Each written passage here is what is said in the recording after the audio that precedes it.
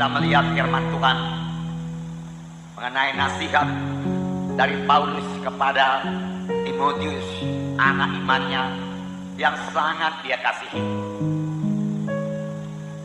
Kalau kita melihat Paulus, dia memiliki satu hubungan yang sangat erat dengan Timotius. Bahkan firman Tuhan berkata dia mempunyai hubungan sebagai anak dengan bapa. Begitulah intimnya persaudaraan di dalam Tuhan.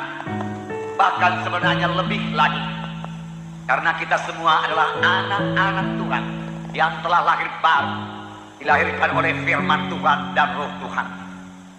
Saudara yang kekasih dalam nama Yesus, marilah kita melihat nasihat demi nasihat yang diberikan Paulus.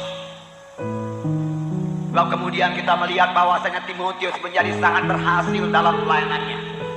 Timotius menjadi penolong yang utama kepada Rasul Paulus.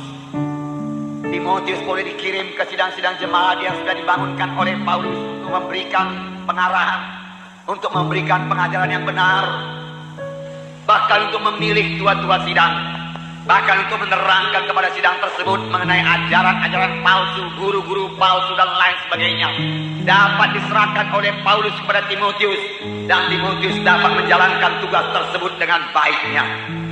Jadi Timotius, saudaraku, menjadi penolong yang sangat berguna bagi Paulus.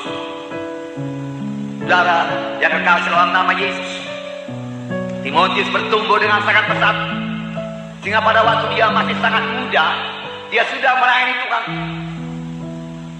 Sehingga Paulus juga berkata kepada Timotius, jangan seorang pun menganggap engkau rendah karena kemudaanmu. Berarti pada waktu Timotius masih sangat muda, dia sudah melayani. Puji Tuhan. Saya percaya pada akhir zaman ini Tuhan memakai lebih banyak lagi orang-orang muda. Inilah zamannya orang-orang muda diselamatkan Tuhan, orang-orang muda dipakai Tuhan, orang-orang muda diurapi Tuhan, orang-orang muda dilengkapi Tuhan. Sepanjang orang-orang muda itu mau menyerahkan seluruh hidupnya kepada Tuhan.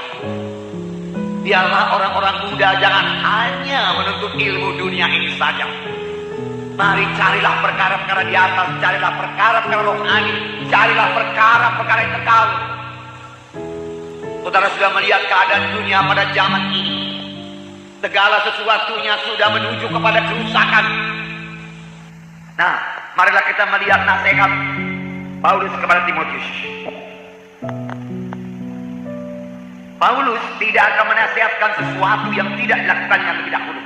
Apa yang sudah dialaminya, apa yang sudah dilakukannya, itulah yang diajarkan oleh Paulus kepada Timotius. Itu sebabnya pengajaran Paulus sangat berkuasa. Tiap-tiap hamba Tuhan yang mau melayani, dia harus mengajarkan apa yang sudah dialaminya. Dengan demikian pengajarannya itu diurapi Tuhan dan sangat berkuasa. Dia tidak mengajarkan teori-teori, dia tidak mengajarkan teologi-teologi, tetapi dia mengajarkan pengalamannya yang dapat dilihat oleh orang banyak. Demikian Paulus mendidik Timotius. Apa yang sudah dialaminya, cara hidupnya, imannya, kasihnya, pelayanannya, semua dilihat oleh Timotius. Dan itu mengubahkan hidup Timotius, hingga Timotius juga menjadi hamba Tuhan, menjadi pelayan Tuhan. Inilah pemuritan. Kalau kita mau memuridkan, kita harus memiliki persekutuan yang erat dengan murid kita itu, hubungan yang erat dengan murid kita itu. Tidak cukup hanya mengajar saja. Mereka harus melihat contoh yang baik dari kita. Kita tidak bisa berkata, jangan contoh saya, contohlah Yesus. Saya ini banyak kekurangan. Ini yang biasa kita dengar. Kelihatannya rendah hati, tapi sikap hidup yang demikian tidak membangun. Yang memuridkan juga karena tidak menjadi terang. Tetapi Paulus berkata, tirulah aku bagaimana aku meniru Kristus. Paulus lebih dahulu meniru hidup Kristus, lalu hidup Paulus berubah. Lalu Timotius, kau lihat bagaimana hidupku ini, kemudian kau tiru hidupku ini, ikutlah cara hidupku sama sebagaimana aku mengikut hidup Tuhan. Hidup dalam roh Tuhan, meninggalkan semua kehendak daging, menyangkal diri, hidup benar, hidup suci di hadapan Tuhan. Nah, nasihat Paulus yang pertama mengenai peperangan rohani. Ada peperangan rohani bagi Timotius, ada peperangan rohani bagi Paulus. Ada peperangan rohani bagi sidang Tuhan. Ada peperangan rohani bagi setiap anak-anak Tuhan. Dalam 1 Timotius pasal 1 ayat 18. Saya membacakan kepada saudara.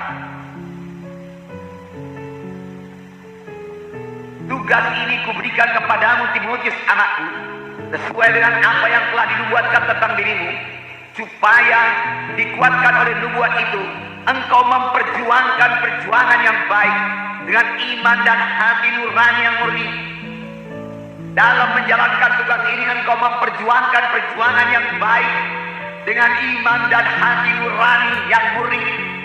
Perjuangkan perjuangan yang baik. Perjuangkan perjuangan yang baik. Lawanlah setan. Lawanlah segala sesuatu yang tidak baik. Lawanlah segala akal licik iblis, tipuan iblis. Perjuangkan supaya engkau memiliki hati nurani yang baik. Jangan terganggu hati nurani kita ini. Setan mau mengotorkan hati nurani kita, tetapi jangan beri tempat kepada setan. Amin, saudara. Kemudian dikatakan lagi dalam 1 Timotius 6 ayat 12. Saya membaca,